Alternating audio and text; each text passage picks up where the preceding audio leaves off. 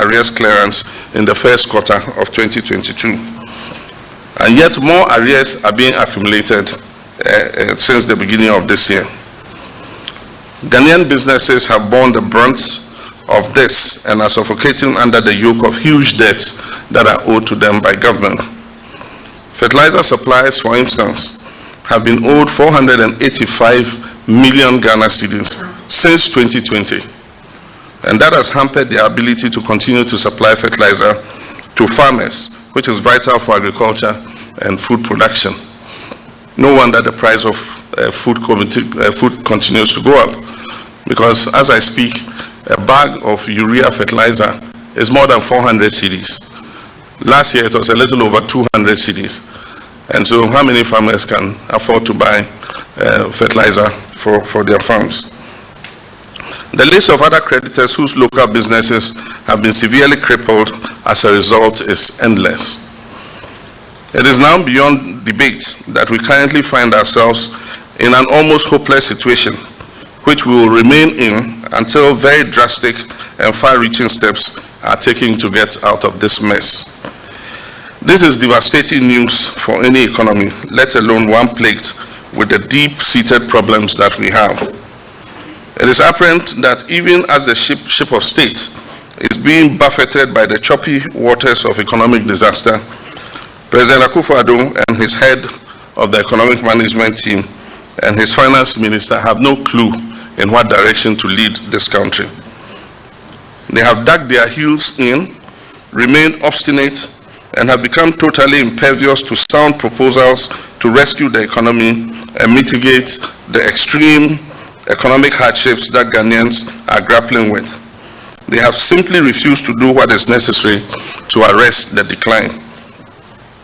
The suffering and pain experienced by Ghanaians do not seem enough to jolt the Akufo-Addo-Bawumia government into action.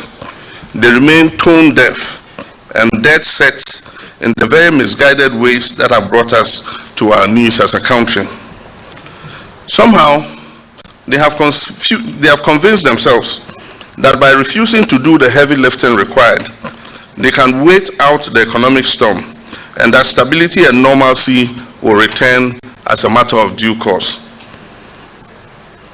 The most that people of Ghana have been giving are inspired rhetoric, denials, and a litany of unconvincing excuses about how we came to this painful juncture as a nation. Talk and promises of expenditure cuts and prudence in the management of public funds remain a fantasy with no practical demonstration of any commitment to same. Indeed, how can you do expenditure cuts when you don't even have the money to finance the expenditure? It's not there already. So if you are cutting expenditure by 30%, you already don't have that money to cut. In the midst of the national anguish and despair, this government finds it necessary to double in mind-boggling waste of every scarce public fund on frivolous and extravagant expenditures that hold no immediate tangible or beneficial outcomes for our nation. And I'm sure you all know examples of them. On a daily basis, more evidence emerges of the systematic assault on the public purse and endemic corruption. The president continues to place his personal creature comforts above the need for modesty and prudence, especially at this time, by continuing to press ahead with the rental of ultra-expensive jets for foreign trips that our presidential aircraft could have ferried him comfortably to execute, with more cost-effective options. Worse still, this government and its officials continue to treat the people of Ghana with utter contempt and impunity by refusing to account for the utilization of public funds, even when such demands are made by Parliament. Parliament actually had to drag the Minister of Finance by the ear to come and answer a few questions. A case in point is the resistance mounted by this government against accounting for the use of COVID-19 funds, despite several calls for same to be done, including through parliamentary questions, until a threat by the Speaker to block all the business of the Finance Ministry in the House finally compelled the Minister to show up. That's why I said he was dragged by the ear. Contrary to expectations that they will at least end the practices that have put us in this mess, they seem determined and are relentless in their bid to worsen our plight. In my address last month, I called for the immediate placement of a moratorium on new non-concessionary borrowing as a way of halting the rapid rise of the public debt beyond unsustainable levels.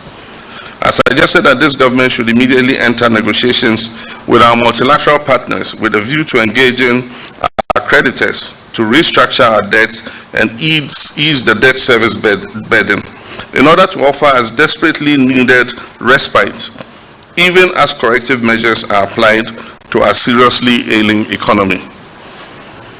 This government has shown no inclination towards doing this, despite not having any clear plan to deal with the problem. The lack of a credible plan has led to the resort to even more borrowing as the public debt gets out of hand and wreaks havoc on our finances. The very limited options that we have in view of the messed up state of our economy means that any further borrowing would be very expensive and detrimental to our interests. It is little wonder that last week the finance minister took a very inimical $1 billion syndicated loan to Parliament for consideration and approval. The loan is made up of $250 million from a consortium of banks comprising Standard Chartered, another Rand Merchant Bank, and Standard Bank of South Africa. And they also took a $750 million component from Afri-Exim Bank. These combined $1 billion will have great implications for our economy if it's approved. The terms of this loan are extremely unfavorable and cannot be in the interest of the Ghanaian people for the following reasons. One, to begin with, it will add a colossal 8 billion Ghana cedis to our debt, which is already above 400 billion. The cost of insurance alone for the $250 million insurance alone is $40.6 million. The total interest payable and other costs on this $250 million loan, which has a 5-year tenure, amounts to $86.85 million. So if we take $250 million, we will insure by $40 million. By the time we pay in 5 years' time, we would have paid $86 million of the 250 million. The total cost, therefore, for borrowing the 250 million component amounts to 127.5 million. For the 750 million component, this is the Afri-Exim one, interest payments and other costs, excluding insurance premium and or collateral, come up to about 383 million over a 7-year tenure. And so we're taking 750 million over a 7-year tenure. We're taking 750 million. By the time we finish paying, 383 million would have been paid as interest and other charges. So put together, that's the 250 and the 750. The 1 billion loan agreement will cost the taxpayer 351 million in interest and other charges. The repayment schedules for both components mean that this government will be saddling any new government that comes, that replaces it with an additional 1.438 billion to pay within 5 to 7 years, starting from the first quarter of 2025. That's the thing about this loan. Repayment starts in 2025. And that's the thing about this government. Spend today and leave the problem to whoever will come after. Added to the total of 2.775 billion in 2025 and 2026 Euro bonds, the next government will have to cough up about $3 billion, while the current exchange rate 24 billion cedis within 15 months of taking office, just to retire and service 4 loan items. The 3 billion needed for this will virtually wipe out our net international reserves, which will seriously undermine the economy. In the 4 years between 2025 and 2029, 3.7 billion dollars, or approximately 30 billion Ghana cedis, will be required to retire maturing Eurobonds alone. And so it shows the challenge that whichever administration takes over is going to have to face because of the reckless, borrowing and attitude of the current administration. This will be in addition to the tens of billions of cedis in debt service payment for other loans that will have to be paid from 2025 onwards.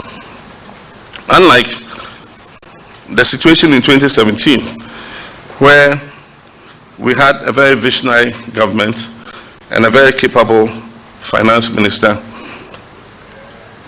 this current government in 2017 inherited a sinking fund set up under the NDC with over $200 million in it. As he explained, the sinking fund, you put some money in to make for a rainy day. If a debt becomes due, you don't now have to go running to look for money. You just take out of the sinking fund and pay. And we knew that the Kufuor Eurobond was due for payment in September the next year. And so he left some money in the sinking fund. And so when the new administration came, they just took money from there and paid off the Kufuor Eurobond. That is not going to be the case with the next administration. This administration is bent on spending everything and even leaving collateralized funds to the next administration. And as I said, even worse is the fact that this government has collateralized almost all revenue streams and is seeking to collateralize more, including our gold royalties, under the dubious Ejapa deal. In view of the above, we in the NDC cannot lend support to the 1 billion syndicated loan agreement, and our MPs are poised to oppose and vote against it in Parliament.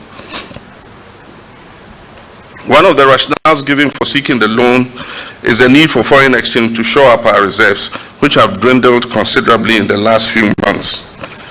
This government knows that the wisest thing to do in these circumstances is to improve our reserve position, and that is to seek balance of payment support from multilateral institutions like the IMF. Because this balance of payment support will come at concessionary rates and at very minimal cost that are certainly nowhere near the astronomical and prohibitive cost that that is associated with this syndicated 1 billion loan. We wish to serve notice going forward that the NDC in Parliament will not support any further non-concessionary borrowing or loans that are not project-specific with clear and unambiguous terms of the benefit to our nation. We will not partake in the destruction of the Ghanaian economy, which this government appears so bent on doing.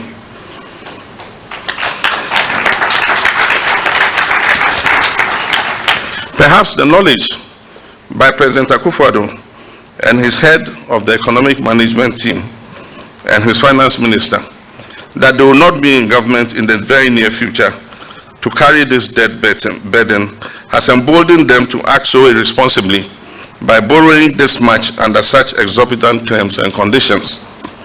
It is also entirely possible that this unbridled borrowing binge is partly motivated by the fact that the personal fortunes of the finance minister and other regime actors have been significantly enhanced with the tens of millions of Ghanaian cedis that have accrued in their private firms as transaction advisory fees for all the bond issuances. Whatever the case may be, this appetite for borrowing has proven catastrophic for our economy and has done real damage. It is well known to every economic and financial watcher that the real problem with our economy is not what we do not have, it's not that we do not have enough money to spend on priority needs requiring more borrowing. It is that we have borrowed too much and a chunk of our revenue is going into servicing that debt, leaving very little for anything else. If this revenue were free and available to us, we'll be in a much better place to meet many of our needs, and the rigidities and their attendant consequences on all sectors would have been eased. It is evident, therefore, that the solution to the problem lies with taking the bold steps to restructure our debt, to get some relief from pumping far too much revenue into debt servicing on an annual basis and channeling the savings into priority areas that will benefit our people directly. The Akufo-Addo administration knows this too well, but political posturing, empty grandstanding, and a morbid fear of their own pedestrian politicking around less serious problems of the recent past have immobilized and frozen them into action. Inaction which continues to run our economy aground and worsening the living conditions of our people by the day. And with this, I'm referring to their criticism of my administration when we decided to go to the IMF. They said it's only lazy governments that go to the IMF. And I mean, the words they said in that past have come to haunt them. So one of the reasons why they're afraid to go to the IMF is that what they said in the past will follow them. There appears to be an uncanny desire to kick the can down the road in the hope that it will end up at the feet of a new administration that will take over from them in 2025. The current path of reckless borrowing and piling on of debt has been discredited and cannot lead us anywhere except economic ruin and bankruptcy. Indeed, this current finance minister is on record to have said very clearly that you cannot borrow your way out of debt. These are his own words. And yet, when the circumstances gave him the opportunity, that's exactly what he's doing. This government must act now and seek help to avert imminent national catastrophe. Ghanaians did not hand over the reins of power to President Akufo-Addo to crash the ship of state through empty pride. President Addo has a responsibility to keep the ship of state afloat the same way that he came and met it.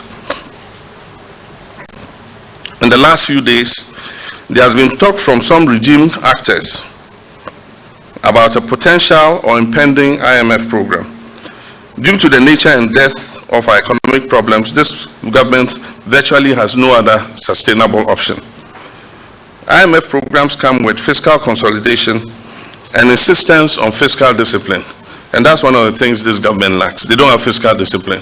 And that's why they're even afraid to go into an IMF program, because the IMF will insist that you use your resources in the best possible way as you can. This government has, however, so mismanaged our economy and left it in such a terrible state that fiscal consolidation alone will not do the trick. We require comprehensive debt restructuring. Fiscal consolidation is a different issue.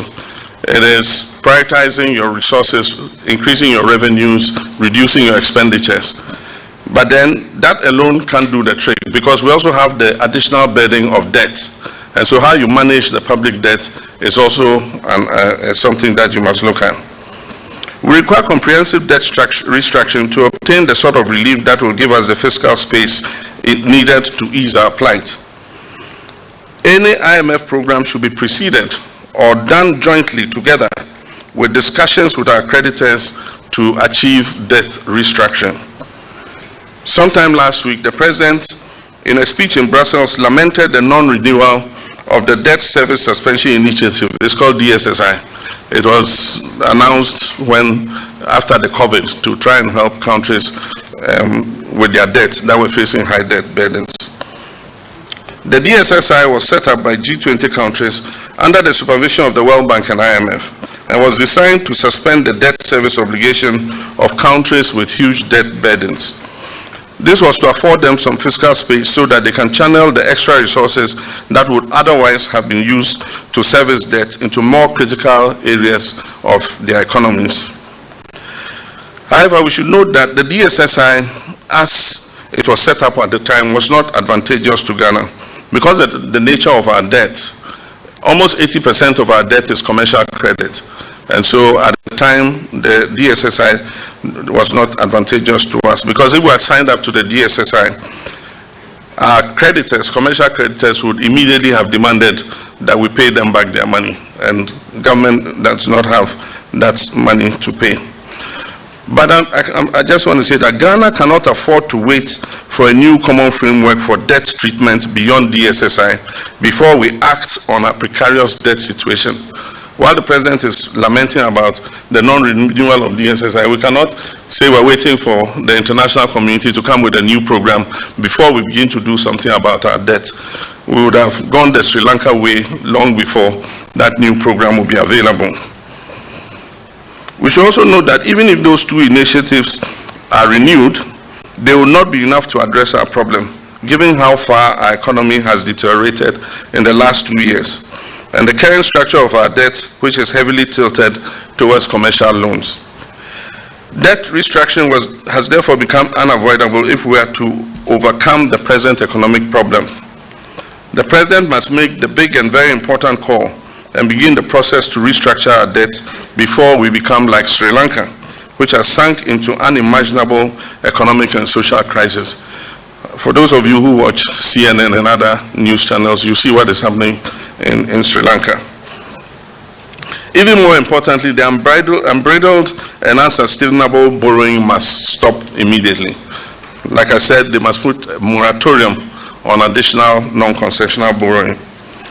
We can no longer afford to dither and fiddle while our economy heads for the precipice. The consequence of that will be too grave to comprehend. Meanwhile, it will serve the president well to use some items from the presidential toolkits in times of crisis such as this. There's a toolkit with some items in it that presidents can use when they are faced with this kind of crisis. The first is he should address the nation and explain the situation in which we are, and rally the support of the citizens behind any economic program that he wants to put forward. The second is he should fire his finance minister.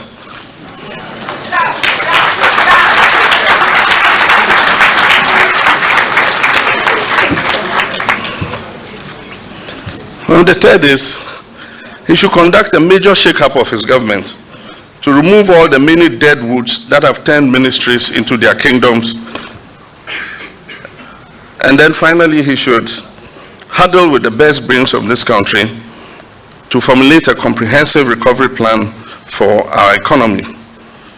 Unfortunately, even though I said some of this in my first speech at Ghana at the Crossroads, the president has refused to take any of these measures.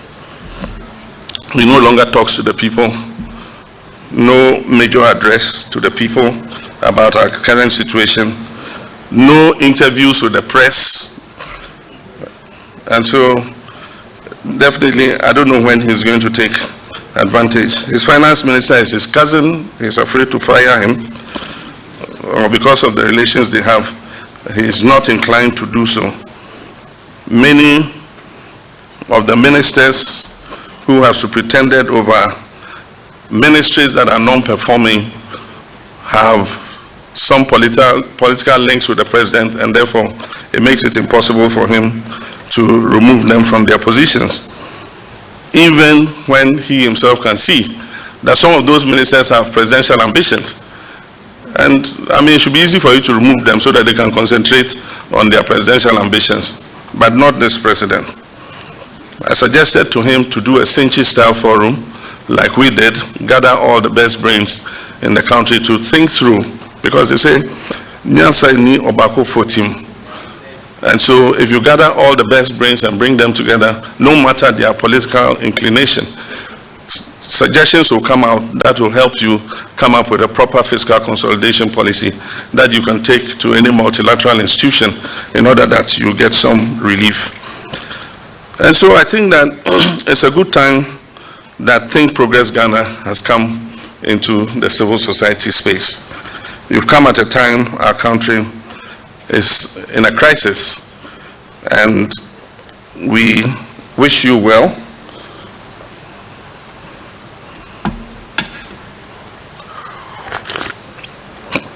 We wish you well, and we have very high hopes in Think Progress Ghana about the contributions that your institution is going to make towards policy dialogue in Ghana. I thank you all for your attention. Thank you.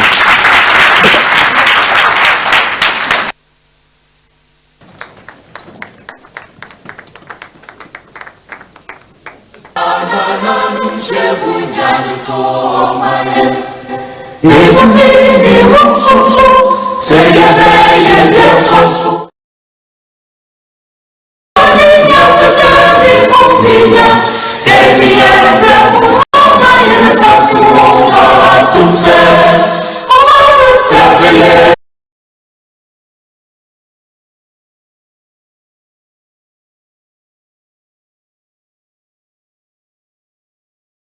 Let's celebrate the Jumia anniversary with you. Enjoy amazing discounts on the products you need and love.